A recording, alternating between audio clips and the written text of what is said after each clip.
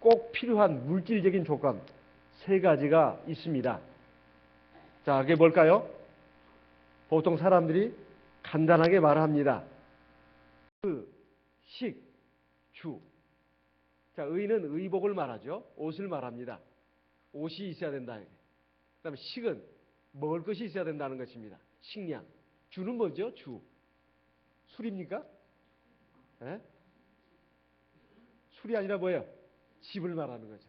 집이 있어야 합니다. 이게 세 가지는 사람이 살아가는 데 있어서 꼭 있어야 할 기본적인 조건이라고 말합니다. 근데 그 가운데서도 가장 값이 많이 나가는 게 뭐죠? 집입니다. 요즘 젊은 사람들이 결혼을 못하고 있는 이유 중에 하나가 바로 집 문제 때문이라는 말도 있지 않습니까? 특별히 우리나라 수도인 서울은 전 세계를 놓고 보더라도 정말 집값이 비싸다고 하는 그런 곳입니다. 그래서 서울에서 집 하나 마련한다는 것은 보통 젊은 사람들이 직장 생활 한 20여 년 넘게 해도 마련하기 힘들다고 합니다. 부모가 좀 도와주지 않으면 힘들다고 해요. 서울에서 전세 얻기도 쉽지가 않습니다. 그만큼 이 집 문제가 참 큰 문제가 돼가지고 요즘 젊은 사람들이 결혼하는 데 있어서 참 큰 애로사항이 되고 있다고 합니다. 사실 우리 인생은 집을 마련하는 것 같다. 집을 짓는 것 같다. 이렇게 비유할 수 있습니다. 삶을 산다는 것, 신앙생활을 하는 것을 놓고 볼 때 집을 짓는 것으로 비유할 수 있다는 것입니다. 그런데 그 집이 내가 의식을 하지 않더라도 사실 우리는 인생의 집을 지어가고 있고 신앙의 집을 지어가고 있다는 겁니다. 그 신앙의 집이라고 하는 것은 영적인 집을 말합니다. 그런데 그 집이 아름답고 영광스러운 집이 될 수가 있고 그 반대로 부끄럽고 허망한 집이 될 수도 있다는 것입니다. 장차 내가 영원한 하나님 나라에 들어가서 영원한 생명과 영원한 복락과 귀한 상급을 누릴 수 있는 집을 지려면 어떻게 해야 되는가? 바로 지혜로운 건축자가 되어야 되겠다는 것입니다. 그런데 이 집을 짓는 것과 관련해 가지고서는 일찍이 예수님께서도 말씀을 하셨습니다. 반석 위에 짓는 집, 그리고 모래 위에 짓는 집. 그리고 오늘 여기 나오는 말씀은 그 반석 위에 짓는 집인데 어떤 재료를 가지고 짓는 것인가? 이걸 놓고 말씀하고 있습니다. 오늘 말씀에는 사실 이 두 가지가 다 들어 있습니다. 먼저 오늘 나온 말씀에 보게 되면 내게 주신 하나님의 은혜를 따라 내가 지혜로운 건축자와 같이 터를 닦아두매. 이 터를 닦는다는 것이 나와 있습니다. 이 터라고 하는 것은 기초 공사를 한다는 뜻입니다. 미국에 가면은 그 뉴욕에 고층 건물들이 즐비한데 그 엄청난 고층 건물들이 그 섬 위에 세워졌습니다. 어떻게 그렇게 세우나 했더니 그 집안이 바위라고 합니다. 바위이기 때문에 그렇게 높은 건물들을 짓는다는 거예요. 아무리 바위에 집을 짓는다 하더라도 그 고층만큼 높이 세우는 건물의 층수만큼 땅을 깊이 파야 된답니다. 땅이 깊이 파야 된대. 100층 건물을 지으려면 그만큼 더 많은 깊이로 들어가야 된다는 겁니다. 이게 높아지는 것이 중요한 것이 아니라 깊이 들어가는 것이 중요하다는 거예요. 그런데 깊이 들어가더라도 그 밑에가 하약한 지형이면 그 높은 건물을 지을 수 없답니다. 그 밑이 견고한 바위로 되어 있어야 가능하다는 거예요. 만약에 견고한 바위로 안 되어 있으면 바위와 같은 그 쉽게 말하면 그 집안을 만들도록 철근 콘크리트로 또 거기에 박아가지고 바위와 같이 견고한 그 기초석을 만드는 것이 먼저 해야 될 일이라는 것입니다. 그런데 이 터가 무엇인가? 여기에 보니까 예수 그리스도라고 되어 있습니다. 11절에 보면 이 닦아둔 것 외에 능히 다른 터를 닦아둘 자가 없으니 이 터는 곧 예수 그리스도라. 즉 예수 그리스도를 기초로 해가지고 건물을 올려야 된다는 것입니다. 우리의 신앙생활도 우리의 삶도 주 예수님을 기반으로 해가지고 해야 그것이 바로 우리 신앙의 집을, 인생의 집을 바로 짓는 것이다. 이런 말씀입니다. 우리가 세상의 철학이나 또는 돈이나 명예나 세상의 학벌이나 또는 세상의 여러 가지 빛나는 무슨 일들, 이런 것들이 우리 인생의 기초가 돼서는 안 된다는 것입니다. 예수 그리스도, 이분은 바로 우리의 구원자시고 우리의 참 하나님이십니다. 이 하나님을, 즉 예수 그리스도를 우리 삶의 중심에 놓고 우리가 인생의 집을 지어야 그것이 바로 성공적인 인생을 살았다, 행복한 인생을 살았다고 말할 수 있다는 겁니다. 우리 신앙생활도 마찬가지입니다. 우리가 그저 동호회 모임으로 이렇게 모이는 게 아닙니다. 우리가 장차 영원한 하나님 나라에 들어가기 위해서, 영원한 생명을 누리기 위해서, 영원한 복락을 누리기 위해서, 영원한 상급을 받기 위해서 우리가 신앙생활을 하는 겁니다. 그저 세상 살다 보니까 너무 힘들어서 마음의 위안을 얻기 위해서, 그리고 교회 가면 즐거우니까, 이것도 우리 신앙생활하는 하나의 기쁨이기도 합니다. 그렇지만은 신앙의 본질적인 목적은 아닙니다. 우리가 신앙생활을 하는 그 가장 중요한 이유가 한 번밖에 없는 인생을 참 기쁘고 즐겁고 평안하게 살기 위해서 하는 것입니다. 하지만 그것이 영원한 생명과 영원한 나라에 연결되지 않는다면 그것도 무의미한 것입니다. 꼭 교회를 나와야만 기쁘고 즐거운 건 아닙니다. 세상에는 기쁨과 즐거움을 누리고 평안을 누릴 수 있는 것도 또 많이 찾아보면 있을 수 있습니다. 그래서 우리가 예수를 믿는 목적, 이 신앙생활을 하는 가장 중요한 목적은 영원한 하나님 나라에 들어가기 위해서입니다.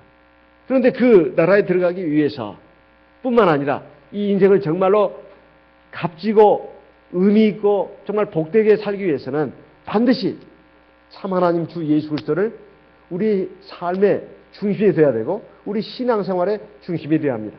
내가 교회 생활하는 것이 바로 그거 아닙니까? 이렇게 말할 수 있어도 사실 우리가 이제 예수를 믿는다면서도 예수님이 어디론가 날아가 버리고 사실 인간적인 여러 가지 생각들 또는 세상적인 가치관들이 우리 신앙생활의 중심에 들어와 있을 때도 있습니다. 어떤 때 보면 정말 나뿐만 아니라 다른 사람들도 그 신앙을 가만히 보게 되면 제가 정말로 하나님을 믿고 하나님을 그 중심으로 해가지고 신앙생활을 하는가, 아니면 자기 생각에 맞춰가지고 그냥 살아가는가, 이런 생각을 할 때가 있어요. 예를 들면 애굽에서 나온 이스라엘 백성들이 시내산에 와가지고 하나님과 언약을 맺었습니다. 십계명과 율법을 중심으로 언약을 맺었는데 모세가 시내산을 몇 번 오르내렸습니다. 마지막으로 하나님께서 스스로 깎아 만든 두 돌판에다가 이제 계명을 줄 것이고 그리고 율법을 주겠다. 이렇게 해가지고 모세가 시내산에 가서 40일간 있었습니다. 먹지도 않고 마시지도 않고 하나님을 대면했어요. 근데 그 밑에 있던 이스라엘 백성들은 우리의 지도자 모세는 왜 이렇게 소식이 없는가? 그래가지고 막 답답하고 괴로워하고 힘들어가지고 아론을 불러가지고 이제 막 다고쳤습니다. 우리를 인도한 모세는 어디 갔느냐? 그리고 우리를 인도하신 하나님은 어디 갔느냐? 우리를 인도할 신을 만들어라. 그래가지고 자기들이 가지고 있었던 금붙이를 갖다가 이 아론한테 내가지고 그걸 불덩이에다 집어넣었더니 금송아지가 나오지 않았습니까? 그걸 또 깎아 만들었죠. 이것이 바로 우리를 인도할 신이다. 그러면서 우상을 만들었다 이 말이에요. 그러니까 자기가 스스로 자기들의 신을 만든 것이죠. 하나님이 택한 백성들이라 하더라도 하나님이 왜 그들을 놀라운 권능으로 이끌어내셨는지, 그들이 그때는 깜짝깜짝 놀랬지만은 구체적으로 하나님이 누군지, 하나님과 나와의 관계가 어떠해야 되는지, 하나님 앞에 내가 어떠한 모습으로 서야 되는지 그걸 알려주기 위해서 하나님께서 십계명과 율법을 주신 것입니다. 그런데 그것을 받기 위한 그 과정이 불과 40일밖에 안 됐는데도 이스라엘 백성들을 그걸 견디지 못했다 이 말이에요. 그래가지고 자기들의 신을 만든 것입니다. 하나님이 택한 백성들도, 선민들도 이렇게 잘못된 길로 나가는데 우리들도 마찬가지입니다. 우리가 신앙생활을 하면서도 우리가 하나님을 우리의 신앙의 중심에 두고 그 하나님을 중심으로 해서 우리가 진실한 신앙의 길로 진리의 길로 가야 되는데 그렇지 못할 때 사실 이런 잘못을 범할 수도 있다는 것입니다. 그런데 예수님께서는 이 예수님을 터로 해가지고 집을 짓는 것에 대해서 마태복음 7장에서 이렇게 말씀하고 있습니다. 마태복음 7장 24절 말씀을 보겠습니다. 마태복음 7장 24절, 마태복음 7장 24절 같이 읽어보겠습니다. 마태복음 7장 24절 같이 읽어보겠습니다. 그러므로 누구든지 나의 이 말을 듣고 행하는 자는 그 집을 반석 위에 지은 지혜로운 사람 같으리니. 예. 여기에 보게 되면 누구든지 나의 이 말을 듣고 행하는 자는 그랬습니다. 그 집을 반석에 지은 지혜로운 사람 같으니. 반석이 누구라고요? 예수 그리스도라. 예수 그리스도라는 반석에 집을 지은 사람 같다는 거예요. 예수 그리스도라는 반석에 집을 짓는 사람이 어떤 사람이냐? 주의 말씀을 듣고 행하는 사람이다. 이런 말씀이에요. 그냥 주님을 마음에 믿기만 하면 된다. 그게 아닙니다. 주의 말씀을 듣고 행하는 사람이 바로 반석에 짓는 사람이다. 나는 예수를 믿습니다. 구주로 믿습니다. 그 믿음 가지고 되는 거 아닙니까? 아니에요. 주의 말씀을 듣고 행하는 사람. 주님을 믿는 것은 당연한 것입니다. 주님을 믿는 건 당연한 거예요. 하지만 주님을 믿는 것으로 끝나서는 안 되고 주님의 말씀을 듣고서 행하는 사람이 되어야 된다는 거예요. 그래서 21절에 보면 분명히 말씀하고 있습니다. 마태복음 7장 21절 같이 읽어보겠습니다. 나더러 주여 주여 하는 자마다 천국에 다 들어갈 것이 아니요 다만 하늘에 계신 내 아버지의 뜻대로 행하는 자라야 들어가리라. 앞에 주여 주여 하는 사람이 어떤 사람들이죠? 주님을 믿는 사람들입니다. 다른 누구를 믿는 게 아니에요. 주 예수를 믿는 사람이에요. 근데 주 예수를 믿는다고 해서 그 믿음만 가지고 하나님 나라에 들어가느냐? 아니라 이 말이에요. 다만 하늘에 계신 내 아버지의 뜻대로 행하는 자라야 들어가리라. 여기 보면 행함에 대해서 말씀하고 있습니다. 여기 믿음이 있습니까? 없습니까? 믿음이란 말 나와요? 안 나와요? 안 나오죠. 하지만 행하는 데 있어서 믿음이 없는데 행할 수가 있습니까? 믿고 행하는 사람이 들어간다는 거예요. 그런데 믿고 행하는 데 있어서 뭘 행하냐 이 말이에요. 뭘 행하냐 이 말이에요. 실천인데 실행인데 뭘 실행한다는 말입니까? 바로 주의 말씀을 실행하는 자라는 뜻입니다. 그래서 마태복음 7장 24절에 보면 누구든지 나의 이 말을 듣고, 이 말이 어떤 말이냐? 마태복음 5장부터 시작된 말입니다. 마태복음 5장 1절에서부터 지금까지 쭉 주님께서 가르쳐 주신 말씀을 행하는 사람, 듣고 행하는 사람이 바로 지혜로운 사람이다. 바로 반석에 지은 사람이다. 이런 말이에요. 주 예수만 믿는 사람 아닙니다.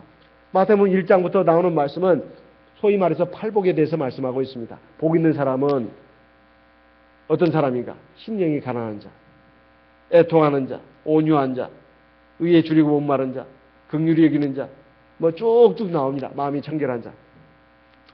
그래가지고 너희는 세상의 빛과 소금이라는 말씀, 그리고 살인에 대한 교훈, 간음에 대한 교훈, 주로 계명과 율법에 관한 말씀들이 쭉 나옵니다. 이혼에 대해서, 맹세에 대해서, 그리고 이웃 사랑에 대해서, 원수에 대해서 어떻게 할 것인가, 또는 구제, 기도, 봉사, 금식, 또 너희 보물을 땅에 쌓아두지 말고 하늘에 쌓아둬라. 또는 세상 염려, 먹고 마시고 입는 것에 대해서 걱정하고 근심하지 말고 먼저 하나님의 나라와 의를 구해라. 7장으로 넘어가서 비판에 대해서 또는 기도에 대해서 또 나옵니다. 그리고 좁은 문에 들어가라. 넓은 문으로 가지 말고 좁은 문으로 들어가라. 그리고 거짓 선자를 삼가라. 그리고 아름다운 열매를 맺어라. 아름다운 열매 맺지 않은 나무마다 찍혀서 불에 던지운다. 그러면서 이제 21절에 와서 나더러 주여 주여 하는 자마다 다 천국에 들어갈 것이 아니다. 다만 하늘에 계신 내 아버지 뜻대로 행하는 자라가 들어간다.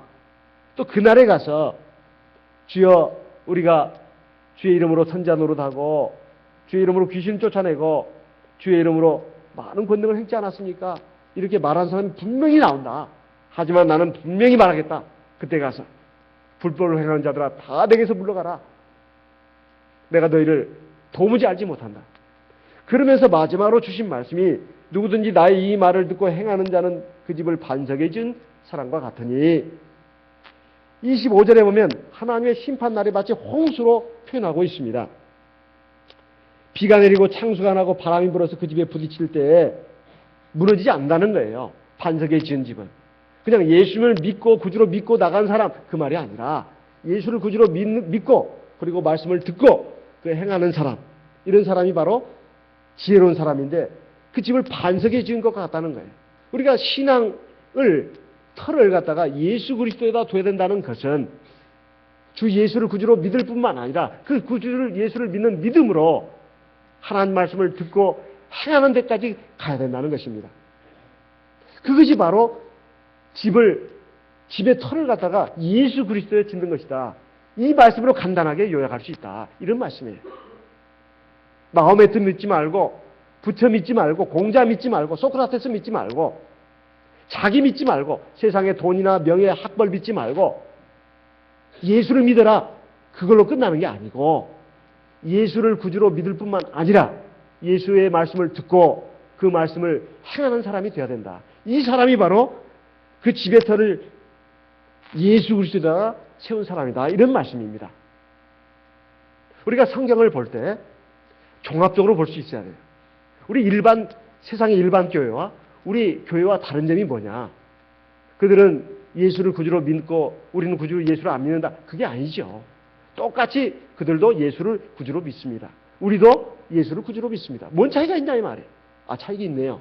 그들은 안식일을 안 지키고 일요일을 지키고 우리는 안식일을 지키고 그게 차이점입니까? 그것도 차이점이죠. 그들은 그냥 믿기만 하면 구원받는다고 하는데 우리는 세례도 받아야 되고 성령도 받아야 된다.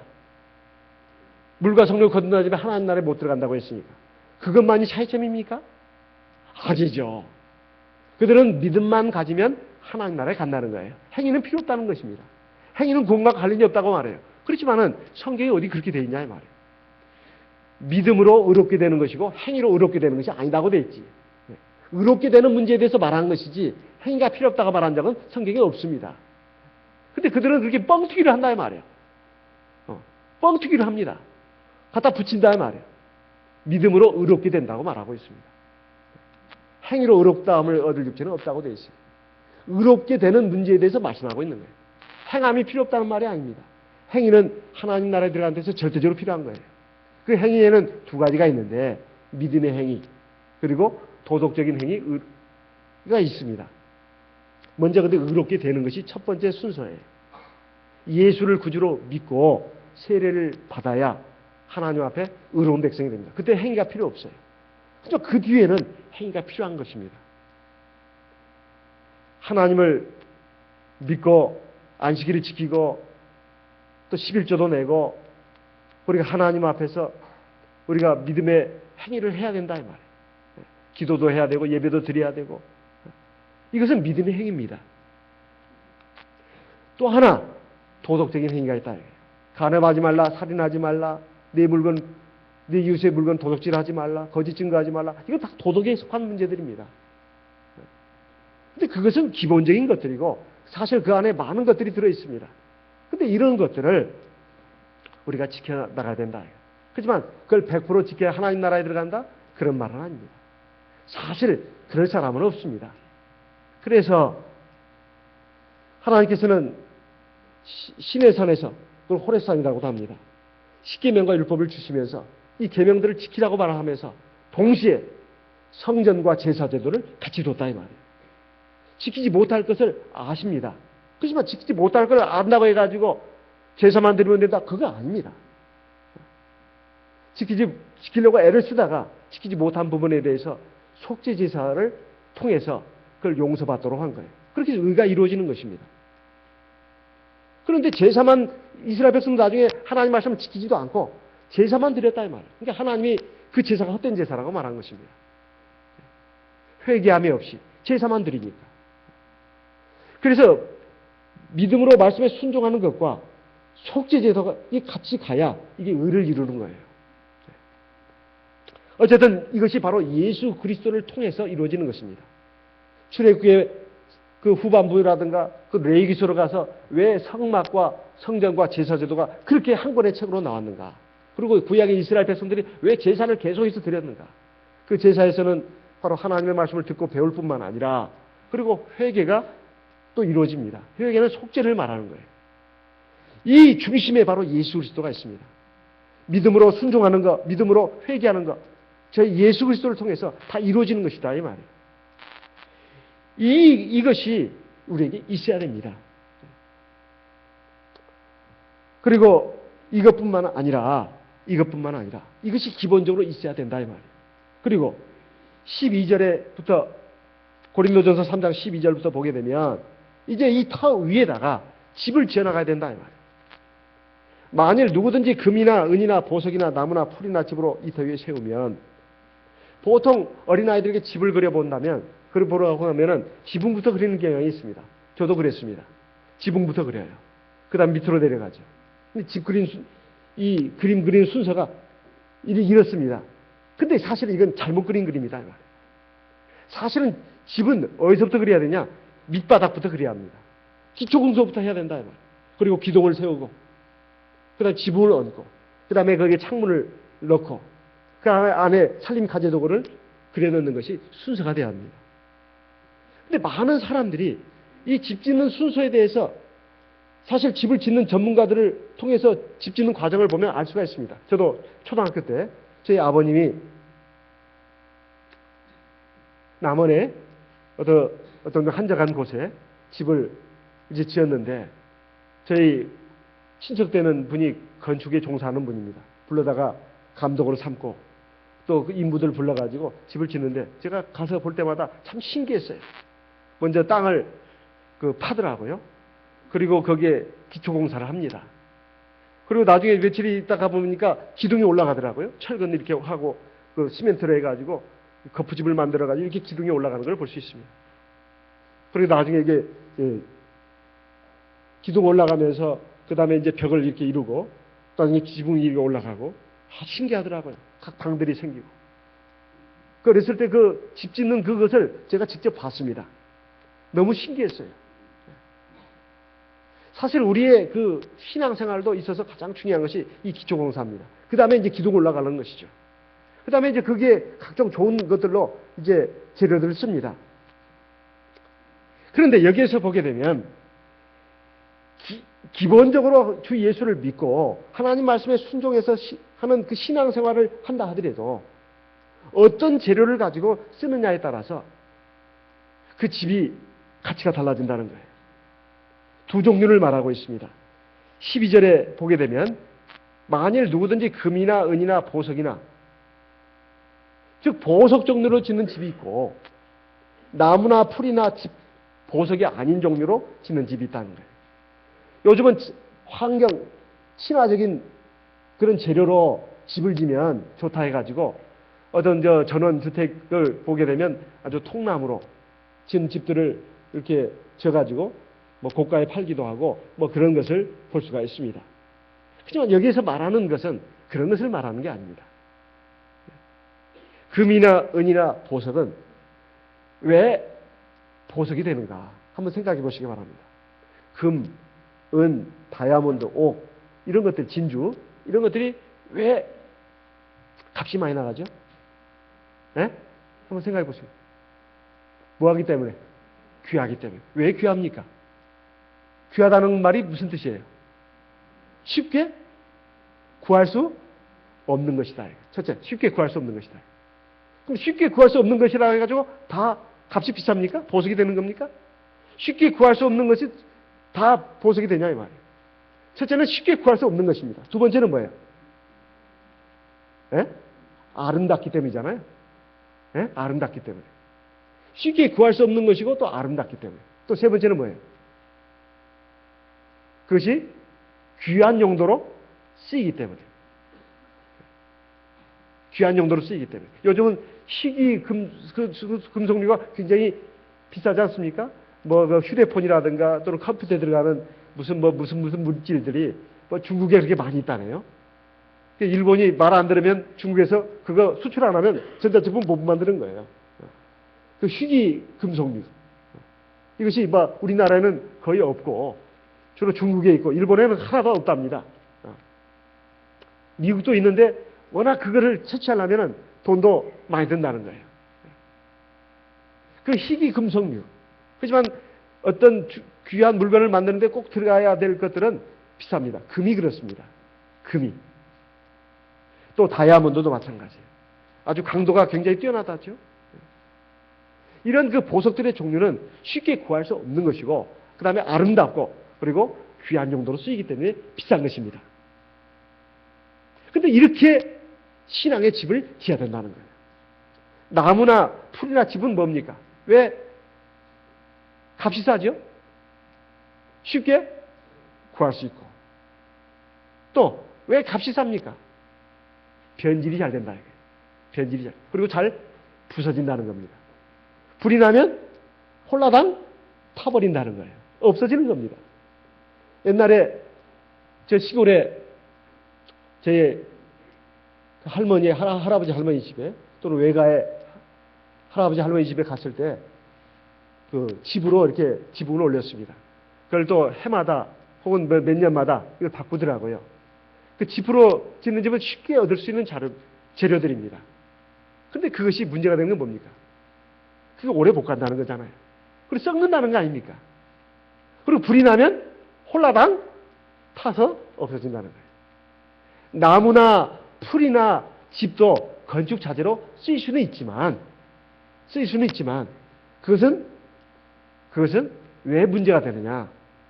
쉽게 썩고 그리고 부서지고 그리고 불에 소실되기가 쉽다는 것입니다. 그런데 집은 되는 거예요. 집은 되는 겁니다. 사람이 들어갈 살 집이 되는 거예요. 보통 우리가 어디에 이사가 간다거나 그러면은 제일 먼저 구하는 게 뭐죠? 집 아니겠습니까? 또 보통 우리 성도들이 집을 장만했을 때 먼들이 한다고 그러죠? 먼들이 한다고 그래요? 먼들이. 집들이 한다고 하잖아요. 집은 그만큼 참 그 마련하기가 힘든 것이 많은 비용이 들어가는 것입니다. 집을 사든 아니면 짓든 집은 엄청난 돈이 들어가는 거예요. 그리고 그 집 하나를 짓는데 많은 시간이 걸립니다. 짧게는 몇 달에서 몇 년까지 걸리기도 해요. 지금 잠실에, 강남의 잠실에 123층짜리 롯데월드 건물이 또 이렇게 올라가고 있다고 하지 않습니까? 네. 지금 뭐 20몇 층까지 올라갔다나요? 지금 얼마 전에 뉴스 보도에서 들은 것 같습니다. 근데 그 공사가 지금 굉장한 공사 아니겠습니까? 근데 우리 신앙 생활도, 우리의 인생 생활도 사실 이 집을 짓는 것 같다. 근데 어떻게 집을 지어야 할 것이냐? 바로 금이나 은이나 보석으로 집을 지어야 된다는 거예요. 근데 금이나 은이나 보석으로 집을 짓는다는 게 뭘까? 보통 여기에 대해서 여러 가지 많은 생각을 합니다. 사람이 그러면 다 좋은 걸로 집을 지으려고 하지 나쁜 걸로 집을 지으려고 하느냐? 그런데 이것은 영적으로 말하는 말입니다. 영적으로. 이것은 장차 내가 영원히 살 집을 가르치는 것 같다. 이런 말이에요. 사실 내가 인생을 다 살고 나서 하나님 나라에 갔더니만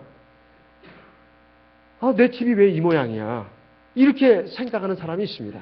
사실 성경에도 보면 우리가 갈 하나님 나라를 하늘나라라고 하는 공간과 우리가 거주하는 집으로 구분을 해서 말하고 있습니다. 먼저 예수님께서는 내가 너희를 위하여 처소를 예비하러 간다. 이렇게 말씀하고 있습니다. 요한복음 14장 말씀을 보겠습니다. 요한복음 14장 요한복음 14장 1절부터 읽어보겠습니다. 너희는 마음에 근심하지 말라. 하나님을 믿으니 또 나를 믿으라. 내 아버지 집에 거할 곳이 많도다. 그렇지 않으면 너희에게 일렀으리라. 내가 너희를 위하여 처소를 예비하러 가노니. 3절 가서 너희를 위하여 처소를 예비하면 내가 다시 와서 너희를 내게로 영접하여 나 있는 곳에 너희도 있게 하리라. 이 처소를 예비하러 간다고 했습니다. 아니 하나님 주 예수께서 계시는 곳은 하나님 나라입니다. 근데 거기에 무슨 또 처소가 있단 말입니까? 이 처소는 그 공간을 말하는 것입니다. 집을 말하는 거예요. 이걸 예비하러 간다고 했습니다. 그러니까 걱정하지 말아요. 내가 다시 온다. 주님이 재림하시는 것을 말하는 겁니다. 그래서 너희를 데리고 가겠다. 그 예비한 처소가 뭐냐? 계시록 21장에 이렇게 말씀하고 있습니다. 계시록 21장을 보겠습니다. 요한계시록 21장 먼저 새하늘과 새 땅을 말씀하고 있습니다.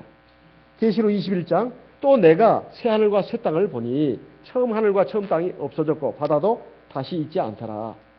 2절 또 내가 보매 또라는 말은 새하늘과 새 땅 말고 또 봤다는 것입니다.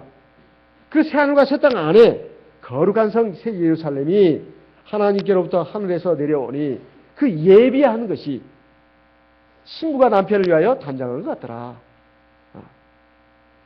그 새하늘과 새 땅을 봤고 또 보니까 거룩한 성 새 예루살렘이 하늘에서부터 내려온다고 되어 있습니다. 하늘에서부터. 근데 그 예비한 것이 신부가 남편을 위하여 단장한 것 같더라.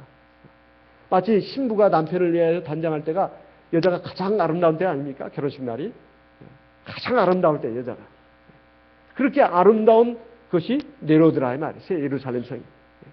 물론 이것은 완성된 참교회를 가리키는 것이다. 이렇게 보통 많이 해석들을 합니다. 물론 그 말씀도 맞습니다. 완성된 참교회. 그게 언제냐 이 말이에요. 언제냐 이 말이에요. 우리가 하나님 나라에 들어갈 때입니다. 그리고 이게 완성된 성전을 가리키는 것인데 참교회를 가리키기도 하고 개인적으로는 완성된 성도의 모습을 가리키기도 합니다. 10절 계시록 21장 10절 말씀을 보겠습니다. 성령으로 나를 데리고 크고 높은 산으로 올라가 하나님께로부터 하늘에서 내려오는 거룩한 성 예루살렘을 보이니 하나님의 영광이 있음에 그 성의 빛이 지극히 귀한 보석 같고 벽옥과 수정같이 막더라. 이 하늘에서 내려오는 이 거룩한 성 예루살렘의 특징이 있습니다. 거기에는 나무나 짚이나 풀로 된 것이 하나도 없어요. 전부가 보석입니다. 전부가 보석이에요. 12절에 보면은 크고 높은 성곽이 있고 12문이 있는데 문에 12천사가 있고 그 문들 위에 이름을 썼으니 이스라엘 자손 12지파의 이름들이 있더라. 그러니까 이스라엘 지파의 12지파의 이름들이 있는 그 예루살렘 성인데 18절에 계시록 21장 18절 이하로 보게 되면 그 성곽은 벽옥으로 쌓았고 그 성은 정금인데 맑은 유리 같더라.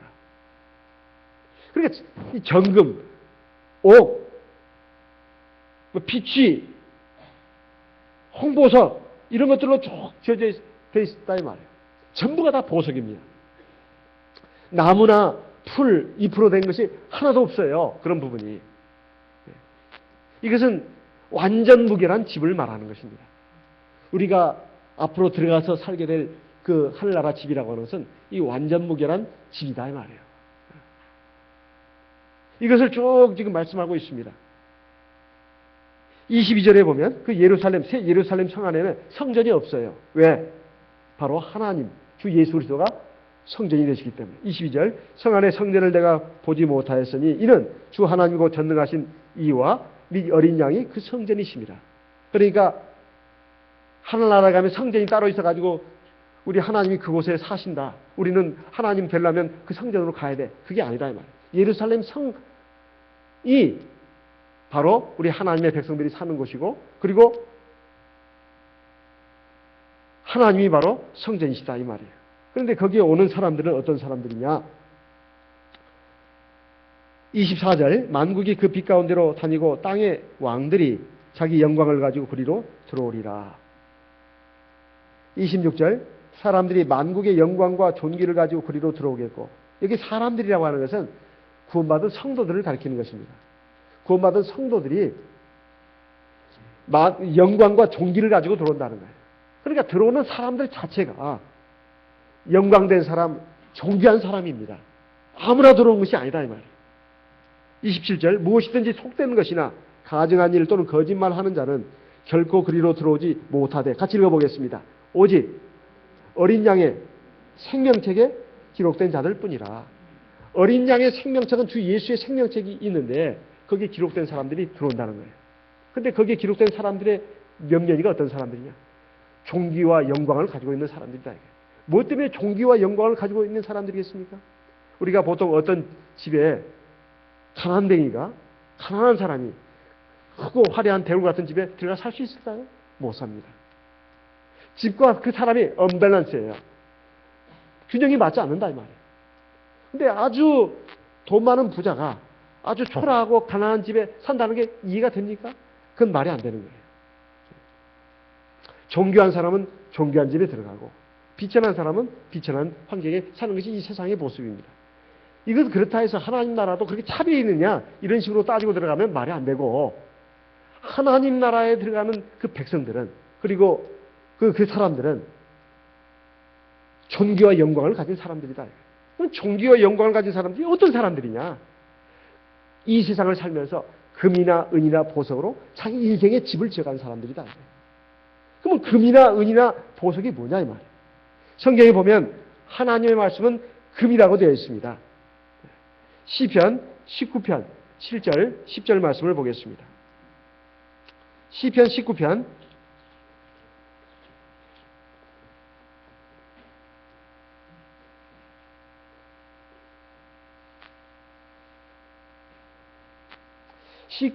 19편 9절 여호와를 경외하는 도는 정결하고 영혼까지 이르고 여호와의 규례는 확실하게 다 의로우니 곧 많은 정금보다 더 사모할 것이며 꿀과 송이꿀보다 더 달도다. 그리고 이 하나님의 말씀뿐만 아니라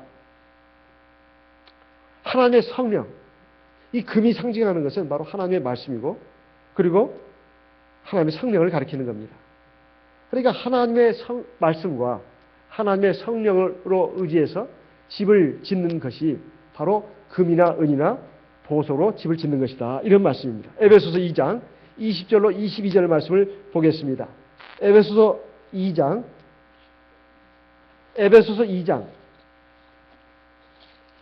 20절에서부터 22절까지 말씀을 읽어보겠습니다. 같이 읽어보겠습니다. 에베소서 2장 20절 같이 읽어보겠습니다. 너희는 사도들과 선자들의 터 위에 세우심을 입은 자라.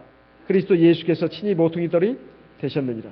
그의 안에서 건물마다 서로 연결하여 주 안에서 성전이 되어가고, 22절 너희도 성령 안에서 하나님의 거하실 처소가 되기 위하여 예수 안에서 함께 지어져 가느니라. 지금 우리가 신앙생활하는 거, 우리가 인생을 사는 것은 우리의 집을 지어가는 것입니다. 각자 집을 지어가는 거예요. 그런데 그 집을 짓는 데 있어서 사도들과 선자들의 터 위에 세우심을 입은 자라 이렇게 되어 있는데, 이 사도들과 선자들 터라는 것은 구약성경과 신약성경을 말하는 겁니다. 구약성경은 선지자들이 쓴 책입니다. 신약성경은 사도들이 쓴 책이에요. 그래서 너희는 사도들과 선지자들의 터 위에 지으심을 입은 자라는 것은 구약성경과 신약성경으로 인해서 너희들이 집을 지어가는 사람들이다.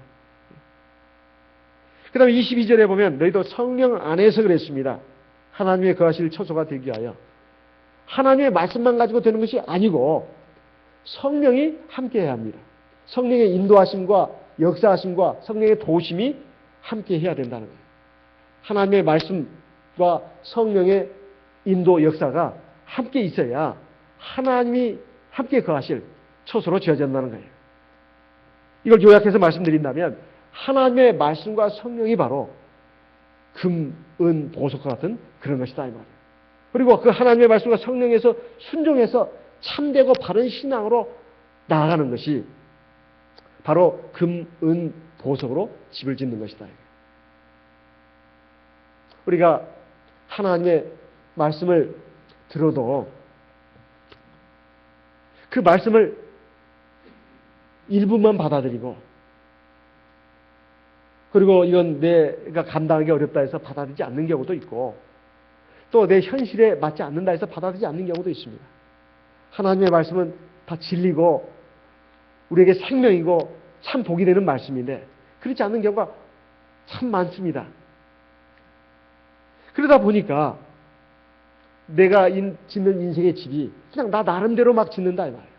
때로 내 생각 또는 세상 사람들이 살아가는 방식 이런 것으로 그냥 자기 신앙의 집을 짓고 자기 인생의 집을 지어간다 이 말이에요. 그러면 그 사람이 짓는 그 신앙의 집이라는 거, 영적인 집이라고 하는 것이 과연 금이나 은이나 보석으로 짓는 집이 되겠습니까? 그렇게 집이 될 수가 없죠. 또 그것은 힘든 일입니다. 왜 금이나 은이나 보석이 귀한 보석이 되는가? 아까 말씀드렸습니다. 구하기 쉽지 않기 때문에, 찾아보기 힘들기 때문에. 이 말은 우리가 하나님 말씀대로 그 순종해서 나가는 그런 사람, 그런 신앙을 찾기가 힘들다는 뜻입니다. 그리고 100%, 10%, 20% 순종하는 사람은 많이 찾을 수 있어요. 하지만 100% 그걸 받아들이고 순종하는 사람은 찾기 힘듭니다. 마치 금, 은, 보석을 찾는 것이 어려운 것처럼 눈에 잘 띄지도 않아요. 하지만 그것은 또 많은 대가를 치러야 합니다. 금이나 은이나 보석으로 집을 지려면 대가를 치러야 된다 이 말이에요. 믿음, 순종이 어디 쉬운 일이냐 이 말입니다. 현실 생활과 맞지 않아요. 그리고 여러 가지 또 오해도 받아야 되고 마치 손해보는 것 같은 느낌이 듭니다. 그리고 바보 소리 듣기 쉬워요. 하지만 하나님 말씀대로 결국 나가면 희생도 따르고 손해도 보고 수고도 있지만 결국은 나중에 영원한 화려한 집을, 복된 집을 자기 것으로 한다 이 말이에요. 우리가 세상을 살아가면서 사실 다 내 편한 대로 내 입장대로 살아갑니다. 신앙생활도 마찬가지죠. 하지만 그것이 결국은 내 영원한 미래를 결정짓는다는 것입니다. 이것이 참 중요한 거예요. 어떤 분들이 종종 말을 합니다. 내가 구원받을지 못 받을지 모르겠다고. 그건 참 안타까운 일이죠. 내가 구원받고 못 받고 하는 것은 사실 나한테 달려 있습니다. 그리고 내가 하나님 나라에 들어가서 내가 어떤 위치에 서게 될 것인가, 영원히, 이건 영원한 것입니다. 그건 나에게 달려 있어요. 내가 하나님을 끝까지 믿고 말씀에 순종해서 진리 안에서 갈 것인가, 그러지 않을 것인가, 내 구원이 결정되는 것입니다. 두 번째, 하나님 믿고 말씀에 순종해 가더라도 얼마나 순종해서 가는가, 얼마나 인내하면서 가는가, 이것도 나에게 달린 문제입니다. 근데 하나님은 다 아셔요. 다 아십니다. 근데 나는 모르죠. 그래서 시편 139편에 보면 굉장히 참 귀한 말씀이 있습니다. 시편 139편. 시편 139편. 1절에 보게 되면 1절부터 6절까지 보게 되면 하나님의 전지하심에 대해서 말씀하고 있습니다. 하나님 모든 걸 아신다. 여호와의 주께서 나를 감찰하시고 아셨나이다. 이 말은 현재 내가 세상을 살고 있는 동안에 나의 모든 것을 아신다는 뜻입니다. 우리 눈에는 안 보여도. 2절에 보면 주께서 나의 앉고 일어섬을 아시며 멀리서도 나의 생각을 통촉하시오며 3절 나의 길과 눕는 것을 감찰하시며 나의 모든 행위를 잊게 하시오니 6절에 보면 이 지식이 내게 너무 기이하니 높아서 내가 능히 미치지 못하나이다. 하나님이 나를 다 알고 계신다는 것, 나 모든 것을 다 보고 계신다는 것을 보통 사람들이 이것을 잘 깨닫지는 못합니다. 근데 다윗도 이것을 이제 알게 됐는데 이게 너무나 높다는 거예요. 근데 내가 능히 미치지 못한다는 겁니다. 우리가 평소에 살아가면서 하나님이 나를 모든 걸 다 보고 계시고 알고 계신다. 내 생각까지도 다 꿰뚫어 보신다. 이것을 늘 알고 깨닫고 사는 사람이 있습니까? 사람 안 보는 데서는 악을 행하고 거짓말도 하고 또 남도 미워하고 또 여러 가지 잘못된 일도 해도 하나님이 안 보신다고 생각을 한다. 근데 하나님 다 보고 있다는 거예요. 7절에 보면 내가 주의 신을 떠나 어디로 가며 주 앞에서 어디로 피하리까. 근데 그뿐만이 아닙니다. 15절에 보면 내가 은밀한 데서 짐을 받고 땅의 깊은 곳에서 기이하게 짐을 받은 때에 나의 형체가 주의 앞에 숨기지 못하였나이다. 16절 같이 읽어보겠습니다. 내 형질이 이루기 전에 주의 눈이 보셨으며 나를 위하여 정한 날이 하나도 되기 전에 주의 책에 다 기록이 되었나이다. 놀라운 일입니다. 지금 하나님 나라의 생명책에는 내 일생이 다 기록되어 있다 이 말이에요. 이상하네. 내가 아직 다 살지도 않았는데 어떻게 내 인생이 다 기록되어 있어? 그게 하나님입니다. 하나님은 영원 전부터 영원 후까지를 한눈에 다 내려놓으시는 분이에요. 우리는 피조물입니다. 시간과 공간의 제약을 받고 살고 있는 피조물이다 이거예요. 우리는 5분 후를 알지 못해요. 1년 후에, 2년 후에 어떻게 될지 알지 못합니다. 근데 하나님은 아신다 이거예요.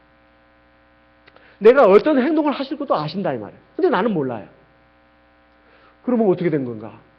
지금 내 하나님 나라의 생명책에는 내 이름이 있는지 없는지도 다 들어있습니다. 하지만 거기는 내 행위, 내 삶 기록도 다 들어있다 이 말이에요. 내가 살지도 않았는데 어떻게 기록되어 있냐 이 말이에요. 예전에 그 미국에서 만든 영화를 보게 되면 타임머신을 타고 내 미래로 날아가고 과거로 날아가고 이런 말들이 나옵니다. 미래로 날아가면 어떤 일이 벌어지고 그래서 미래를 바꾸기도 하고 뭐 이렇게 돌아오기도 하고 이러는데 사실 지금 내가 살고 있는 그 모습 그리고 내가 몇 년 후에 또 몇십 년 후에 어떤 모습으로 될 것인가 하나님 나라의 그 생명책에 다 기록이 되어 있는데 문제는 그걸 염려할 것이 아니라 이 말이에요. 그걸 염려할 것이 아니에요. 내가 지금 어떤 판단을 하고 어떻게 행동하냐 이것이 중요한 것입니다. 내가 어떤 믿음으로 어떤 마음으로 어떤 생각으로 하나님 앞에 순종하고 하나님 앞에서 어떻게 판단을 해서 내 행동을 결정할 것인가 이것이 중요한 것입니다. 그러나 하나님은 다 아신다는 거죠. 그렇다 해서 하나님이 그렇게 만드신 건 아닙니다. 다만 하나님은 내가 나쁜 길로 갈 때 하나님은 뇌를 이렇게 준비해 놓으십니다. 사랑하시니까. 그쪽 가지 말라고. 또 수렁도 만들어 놓으신다. 그건 하나님이 하시는 일입니다. 내가 어떻게든지 하나님 앞에서 구원받도록 나를 위해서 여러 가지를 예비를 해 놓으시지만 그렇다고 해서 하나님이 나를 억지로 물가로 끌어가기는 하지만은 물을 먹으라고 말하는 건 아닙니다. 물을 먹느냐 안 먹느냐는 나한테 달렸다 이 말이에요. 이걸 생각한다면 얼마나 신묘막측한지 모릅니다. 그래 내 일생이 다 하나님 나라의 책에 지금 다 기록되어 있구나. 다만 내가 모를 뿐이에요. 이제 나라가 그 나라에 가서 그걸 보게 됩니다. 그러면 그대로 된 거예요. 그것이 하나님이 다 그렇게 만들어 놓은 것이 아니에요. 하나님의 전지하신 모든 것을 아시는 전지전능하신 하나님이기 때문에 다만 다 아실 뿐입니다. 우리는 모를 뿐이에요. 그래서 지금 내가 하고 있는 행동, 말, 그리고 마음, 생각 이런 것들이 참 중요합니다. 참 중요해요. 그때 가서 우리가 땅을 치고 후회를 했는데 소용이 없습니다. 그때 내가 좀 더 잘할 걸, 좀 더 잘할 걸, 좀 더 진실한 믿음으로, 참된 믿음으로, 바른 행동으로 할 걸. 왜 그때 그렇지 못했던가? 그때 가서 참 아쉬워한다 이 말이에요. 외국에 있는 어떤 성도님의 그 간증입니다. 이분이 이제 며느리가 먼저 세상을 떴어요. 어린 손자들을 놔두고. 그런데 이분이 이제 얼마 안 가서 또 죽게 되었습니다. 그러니까 많은 사람들이 그랬어요. 어떻게 저게 믿음 좋은 저 성도님이 집안에 저런 일이 벌어지나. 근데 이분이 살아나더래요. 어떻게 살아났냐. 여러 날이 됐는데도 이 심장이 뜨거운 열기가 있더라는 거예요. 그래서 염까지 다 했습니다. 염까지 다 했는데 이제 관에 넣어야 되는데 살아나더래요. 그래가지고 하는 말이 자기가 이제 천사의 손에 이끌려가지고 하나님 나라에 갔다는 것입니다. 그랬더니 하나님께서 너 이왕 왔으니까 천국이나 좀 구경해라. 그래가지고 천국 구경시켜주더라는 거예요. 그러니까 집들이 여러 집들이 있는데 짓다 만 집도 있고 지어지고 있는 집도 있고 그리고 아주 좋은 집들도 있더라는 거예요. 근데 다행히 자기 집은 참 좋은 집이더라는 것입니다. 자기 문패도 달려있더래요. 근데 너는 아직 여기 올 때가 되지 않았다. 너는 가서 이 손자들을 잘 키우고 다시 와라. 10년간 여유를 주겠다. 그래가지고 다시 살아났다는 거예요. 딱 그분이 10년 살다가 세상을 떴습니다. 그리고 대만의 어떤 목자님은 이제 목자로 나서가 일을 해보니까 너무 힘들고 고통스러운 거예요. 좌절도 되고 또 낙담도 되고 시리에 빠지고 아무리 하나님 일을 해도 뭐 신도들이 말을 다 착착착 듣습니까? 그리고 성과가 크게 일어나냐 이 말이에요. 그러니까 참 마음에 막 고통과 여러 가지 낙심 때문에 내가 목자 일을 놓고 앉아야 되겠다. 그래가지고 그 마음을 가지고 있었습니다. 자기는 딴에는 열심히 기도하고 하나님 일을 열심히 한다고 막 하고 있는데 아니, 너무나 그 좌절이 되고 낙담이 되고 또 고통이 끊이질 않고, 그래서 이 목자 일을 그만둬야 되겠다 이렇게 생각을 하고 있는데, 어떤 성도가 꿈을 기도 중에 환상을 봤답니다. 그래가지고 이제 천사의 손에 그래가지고 갔는데 집들이 이렇게 쭉 많이 있더라는 거예요. 근데 보니까 자기 집은 아주 초라하고 형편없더라는 거예요. 근데 그 옆에 아주 아름다운 집, 멋있는 집. 거기 보니까 바로 자기 그 목자님의 문패가 딱 걸려져 있더래요. 그래서 참 너무 기가 막혀가지고 천사한테 따졌답니다. 왜 이렇게 내 집은 이렇게 형편없습니까? 왜 이분의 집은 이렇게 좋습니까? 그랬더니 그분이 거울을 딱 자기한테 비춰주면서, 자, 네 모습을 한번 봐라. 보니까 두루마기 옷을 입었는데 막 옷이 떨어지고 또 그 구정물 막 더러운 때가 그냥 잔뜩 꼈더라는 거예요. 바로 이것 때문이다. 근데 이게 사실은 계시록에 있는 말씀입니다. 성결을 이루고 하나님 말씀에 의해서 많은 열매를 맺고, 이거 다 성경에 있는 말씀 아니겠습니까? 너에게 다시 기회를 주겠다. 그래가지고 와가지고 자기가 정말 더 믿음에 깨어가지고 열심히 기도도 하고 하나님 말씀 듣고 내가 하나님 앞에 정말 올바른 사람이 되고 하나님 앞에 아름다운 삶을 살아야 되겠구나 이렇게 결심을 하고 왔는데, 바로 그 꿈에서 본 그 목자님의 집을 얘기를 해줬대요.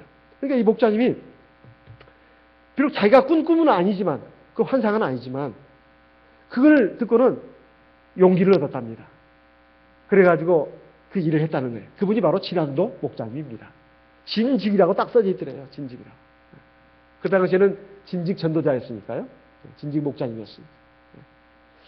그래서 제가 이런 그 간증들을 볼 때 사실 성경에 없는 말들이 아닙니다. 있는 말들이다 이 말이에요. 집을 짓다가 만 거, 또는 집이 초라하고 또 무너져가는 집들, 그것은 사실 자기의 신앙생활이고 자기의 삶의 내용입니다. 그것이 우리가 영원히 살 집이라고 생각했을 때 우리가 어떻게 살아야 될 것이다 이 말이에요. 나무나 짚이나 풀은 당장 집을 지어야 되니까 이 사람은 신앙생활 하는 사람들입니다. 근데 이걸 얼마든지 구할 수 있어요. 근데 문제는 불이 났을 때 그게 다 없어진다는 것입니다. 그래서 고린도전서 3장에서는 그날에 그 공력을 시험할 때가 온다고 되어 있습니다. 그러면 나무나 풀로 짚으로 지은 집은 뭘까요? 분명히 터는 분명히 예수 그리스도고 하나님 말씀 듣고 순종하는 삶을 산 사람입니다. 근데 순종의 질이 다르다 이거예요. 질이 달라요. 나무나 풀이나 짚으로 집을 지었으니까 분명히 그 사람도 신앙생활을 한 사람입니다.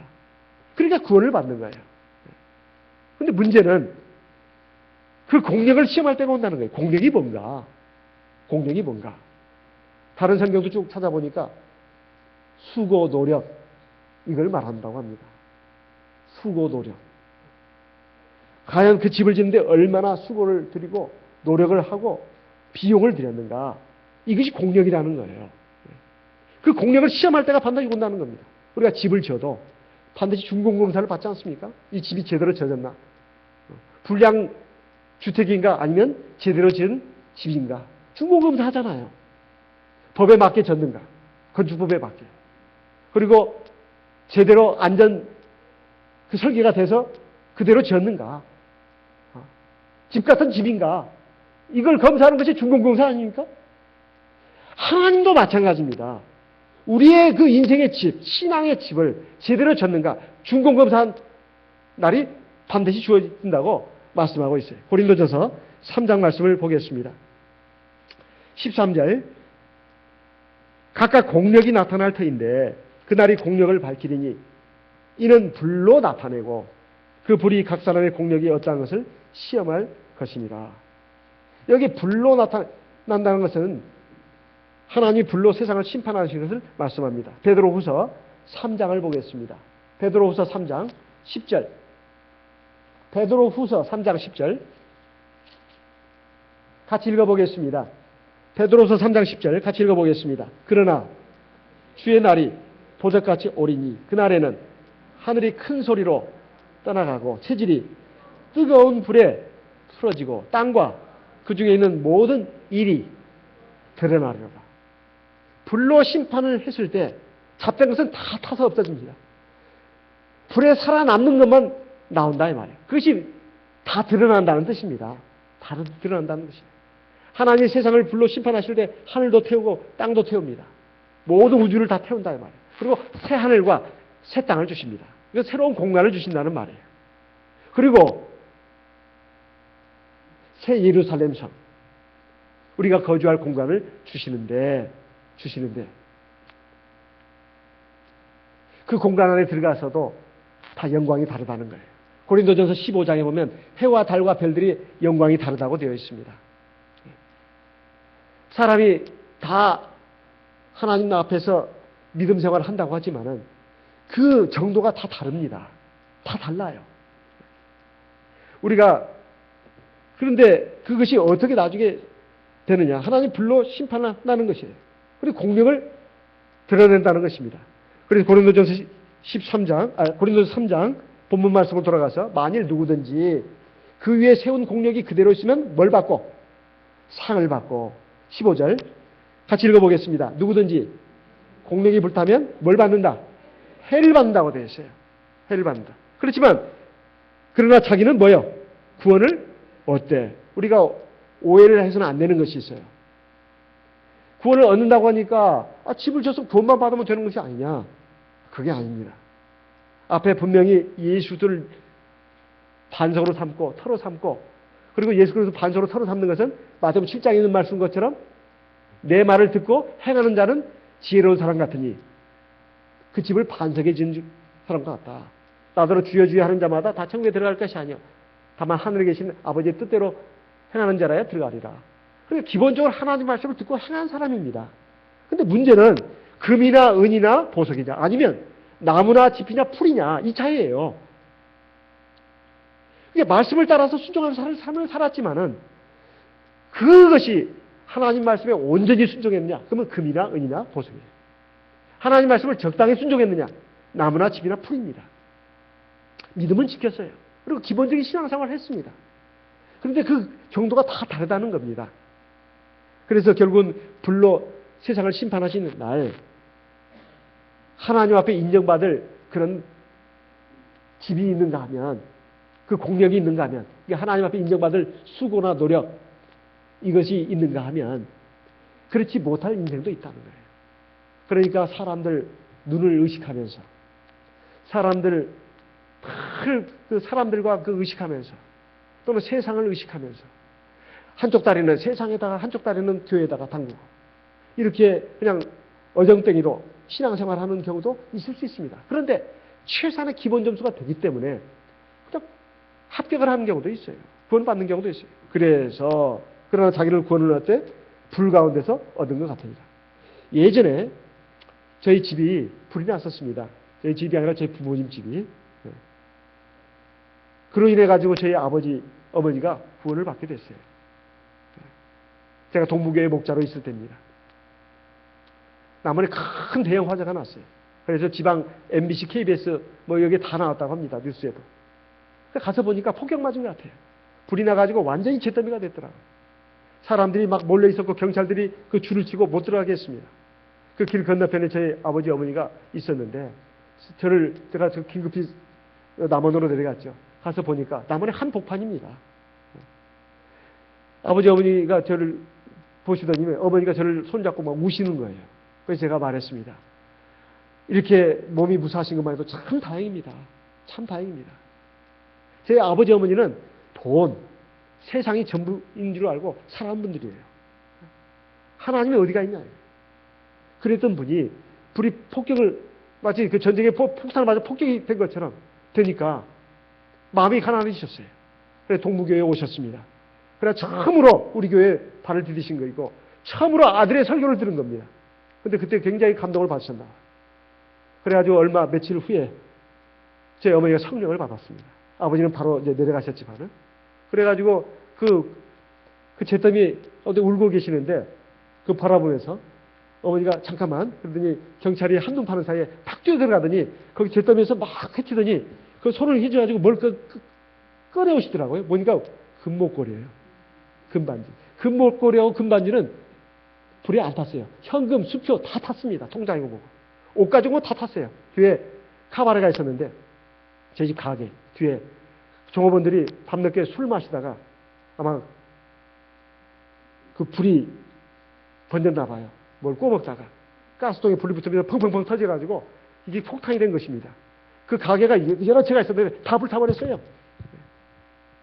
밤중에 어머니 아버지가 자다가 폭탄 터지는 소리에 놀래가지고 막 불은 막 불이야 나지. 어머니가 뭘 이렇게 보인 것만 챙기려고 하니까 아버지가 손을 붙잡고는 막 나와야 된다고. 그게 무슨 소용이냐. 그러니까 붙잡고 나오신 거예요. 하마터면 돌아가실 뻔했습니다. 돌아가실 뻔했어요. 그런데 구원은 받았다 이 말이에요. 제일 중요한 것이 구원받는 것입니다.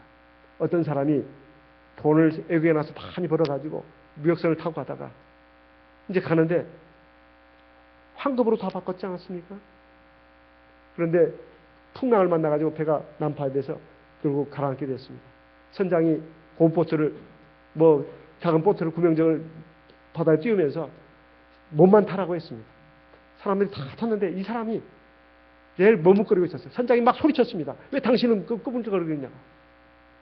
근데 이 사람은 그 금덩어리 이런 것들을 바다에다 다 빠뜨리가 잃고 가기가 너무 억울했던 거예요. 그래가지고 옷 있는 대로 다 집어넣습니다. 그래가지고 그 구명 보트에 연결된 그 줄을 타고 이렇게 막 가는데 이 황금 무게 때문에 끈이 끊어져 가지고 바다에 침몰하고 말았습니다. 그 사람이 자기가 구원받겠다는 그런 마음만 있다면 그 황금이 무슨 소용이냐 이 말이에요. 세상에서 제일 중요한 게 자기 목숨 아니겠습니까? 우리가 지금 하나님 나라 그러니까 먼 훗날에 일인 것처럼 자꾸 생각을 한단 말이에요. 먼 훗날에 있는 것처럼. 그러나 금방 닥칩니다. 금방 닥쳐요. 우리 인생은 정말로 쏜살같이 갑니다. 금방 나이 들고 금방 우리 인생이 종말이 온다 이 말이에요. 그때 아무 두려움이 없어야 되지 않겠습니까? 아무 회한이 없어야 되잖아요. 나는 인생을 참 잘 살았다. 내가 신앙생활 제대로 했다. 이래야 되지 않겠습니까? 그러려면 정말 우리가 우리 신앙의 집을, 영적인 집을 잘 지어야 되겠습니다. 그런데 이 사람은 구원을 어때 불가운데서 얻은 것 같습니다. 구원은 받을 수 있다는 거예요. 근데 제가 중국어 성경을 보니까 이렇게 되어 있더라고요. 어떻게 되어 있냐면 虽然得救乃像从火里经过的一样. 제 발음이 어떤가 모르겠네요. 비록 설령 구원을 얻는다 하더라도 불 속에서 구원받은 것 같다 이렇게 되어 있습니다. 虽然得救, 虽然은 비록 뭐뭐일지라도, 설령 뭐뭐일지라도, 비록 구원을 얻는다 할지라도 마치 불 속에서 얻은 구원과 같다. 이것은 가까스로 얻은 구원이에요. 그리고 부끄러운 구원입니다. 우리가 하나님 나라에 들어가는 데 있어서 그냥 겨우 구원받으면 된다. 이런 식으로 신앙생활하면 구원 못 받을 가능성이 많습니다. 어떤 사람이 공무원 시험 준비를 하고 또는 대학 시험 준비를 하고 취직 시험 준비를 하는데 나는 겨우 합격만 하면 좋겠다고 공부하는 사람은 절대 붙지 못합니다. 넉넉하게 붙어야 되겠다 하고 열심히 공부를 하는 사람이 겨우 턱걸이로 들어가는 경우가 많아요. 우리 신앙생활이라고 하는 것도 정말로 바르게 해야 되겠고 그리고 정말 값지게 해야 되겠다. 이런 말씀입니다. 불로 우리의 공명을 시험하는 날이 반드시 와야 됩니다. 집을 짓는 데 있어서 집을 짓는 노력도 중요합니다. 하지만 불에 타지 않는 집을 짓는 것이 더 중요하다 이 말이에요. 집을 짓는 노력, 비용 이것도 물론 우리가 생각을 해야 됩니다. 하지만 불에 타지 않는 값진 자재를 가지고 건축 자재를 가지고 집을 짓는 노력이 훨씬 더 중요하다 이런 말씀입니다. 하나님이 불로 세상을 심판하시는 날, 하나님의 심판대 앞에 내가 서는 날 하나님이 인정하시고 하나님이 기뻐하시고 그래서 나를 영원한 하나님 나라로 불러드릴 뿐만 아니라 귀한 상급으로 나에게 갚아주는 그 나를 위해서 우리가 어떤 마음과 어떤 자세로 어떤 믿음과 어떤 순종으로 나가야 할 것인가. 바로 저와 여러분의 몫입니다. 그건 누가 해주는 것이 아니다 이 말이에요. 우리가 예수님의 터 위에 최선의 고급자재를 써서 하나님의 기뻐하심을 받고 영원한 구원과 풍성한 상급을 얻는 영광스러운 집을 짓도록 우리 다 같이 힘쓰는 그런 한 해가 되시기를 바랍니다. 다 같이 묵도하겠습니다.